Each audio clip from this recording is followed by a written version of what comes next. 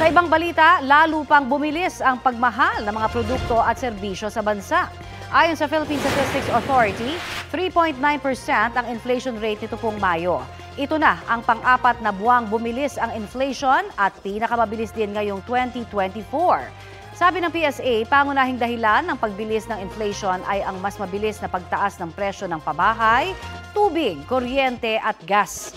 Nakaambag din po sa mas mabilis na inflation ang sektor ng transportasyon, kabilang ang presyo ng gasolina at diesel, pati pamasahe sa barko. Sabi ng National Economic and Development Authority o NEDA, patuloy nilang paiigtingin ang mga hakbang para kontrolin ang inflation. Kapuso, para sa mga maiinit na balita, mag-subscribe sa GMA Integrated News sa YouTube. Sa mga kapuso naman abroad, subaybayan nyo kami sa GMA Pinoy TV at sa www.gmanews.tv.